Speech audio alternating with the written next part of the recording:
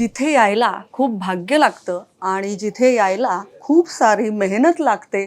स्पर्धकांना खूप साऱ्या एका संकटातून जावं लागतं आणि मगच ते इकडे येऊ शकतात, कारण ही आहे कॅप्टन रूम.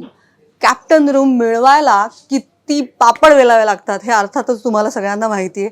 खूप साऱ्या कष्टानंतर ही कॅप्टन रूम कोणाच्या नशिबात येते.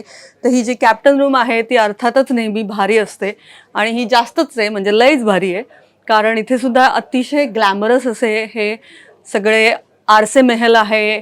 छान असं ग्लॅमरस कलर आहे आणि पर्पल कलर आहे, जो की खरं तर ग्लॅमरचा खरा कलर असं आपण म्हणतो. आणि अर्थात मी पण पर्पलच घातलेला आहे, त्यामुळे मला स्वतःला ही रूम अर्थातच खूप आवडलेली आहे. कारण कॅप्टन व्हायला कोणाला आवडत नाही. त्यामुळे अर्थातच ही रूम सर्वात अमेझिंग आहे, ग्रँड आहे, ग्लॅमरस आहे आणि इकडे यायचं भाग्य कोणाला मिळणार ते आता नक्कीच बघायचं आहे. त्यामुळे कॅप्टन रूम जी आहे ती सुद्धा क्या बात आहे, कमाल आहे, कमाल.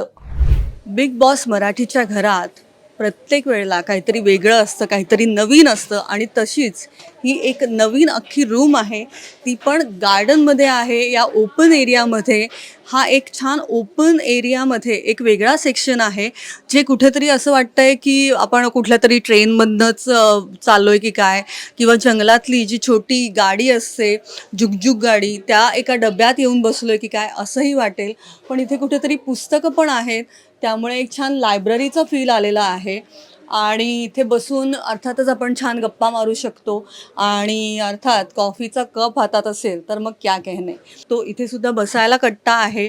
आणि ही जी रूम असते इथे आधी जेल असायचं. जेव्हा खरं तर स्पर्धकांना शिक्षा दिली जायची तेव्हा ते या जेलमध्ये त्यांना टाकलं जायचं. पण आता मात्र हे वेगळंच आहे आणि हे बंदिस्तसुद्धा नाही आहे, हे उघडं आहे. त्यामुळे इथे कुठले टास्क रंगणार का, किंवा इकडे नेमकं काय होणार हे याची आता उत्सुकता खूप वाढलेली आहे. आणि अर्थात जंगलाची जी थीम आहे ती इथे सुद्धा आपण पाहू शकतो, कारण इकडे खूप सारी झाडं आहेत, फळं आहेत. इथे झुंबरं जी आहेत ती सुद्धा सगळी हिरवीगार आहेत, त्यामुळे एक जंगल थीम जी आहे ती इकडे सुद्धा दिसतीये.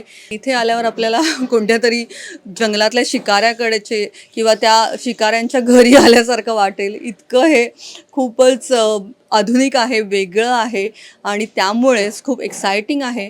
आणि कुतूहल खूप वाढलेलं आहे माझं की इथे नेमकं काय होणार आहे.